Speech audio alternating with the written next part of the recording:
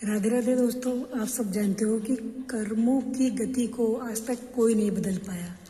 चाहे वो कोई भी हो, जो हम करते हैं वो हमारे पास लौट के जरूर आता है।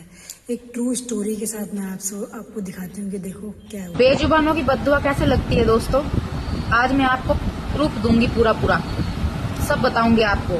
खुद अपने परिवार की बात बताऊंगी, किसी दूसरे की सुनी हुई नहीं बताऊंगी, किसी दूसरे की देखी हुई नहीं बताऊंगी। खुद अपने सगे ताऊ के लड़के की बात बताती हूँ आपको। खुद अपने घर में जो घटना हुई है ना, उस टाइम में करीब 10 साल की थी।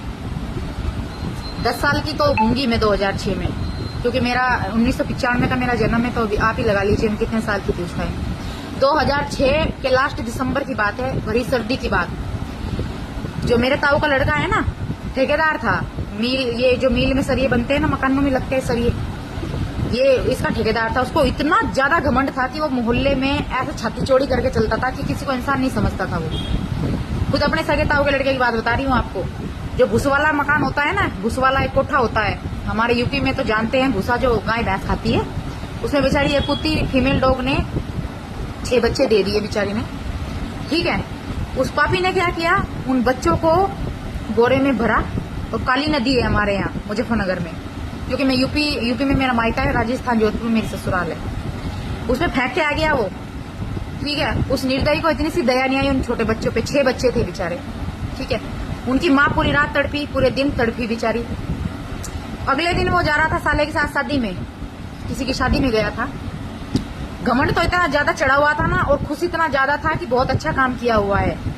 ठीक है, वो तो बेचारी पूरा दिन तड़पी, पूरी रात तड़पी, और वो चला गया शादी में। और जब शादी से वो लौट रहा था, उस टाइम ट्रैक्टर ट्रॉली से इतनी भयानक टक्कर लगी ना मोटरसाइकिल में उसकी, कि इसका चेहरा पहचान में नहीं आ रहा था कि भाई हाँ ये वही इंसान है या क्या नाम कोई और है। लोकेश नाम था उसका।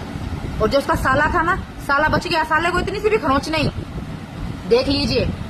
वरना जो मोटरसाइकिल से एक्सीडेंट तो दोनों का ही हुआ, लेकिन मरा कौन, सिर्फ वो मेरे ताऊ का लड़का। उसके बाद में उसकी जो मरा वो, उसकी शक्ल भी पहचान में नहीं आई। ठीक है, कि वो वही इंसान है या कोई और है।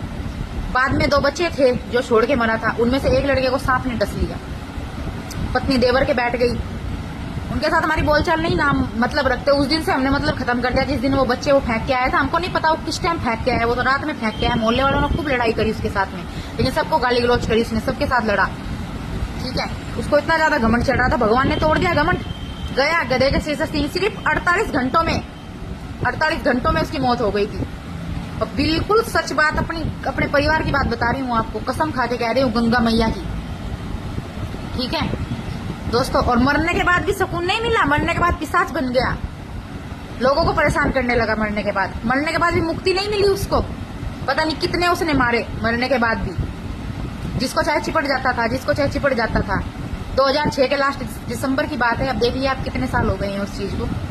आज भी वो पिशाची बन के घूम रहा है। लोगों ने तो अपने घर का बंदोबस्त करा लिया, लेकिन आज भी उसे सुकून नहीं है। और उसके बाद में दोस्तों, उसके घर से ही 5 मौत हुई है। 5 मौत। एक उसकी बहन मरी, उसको पी लिया हुआ था।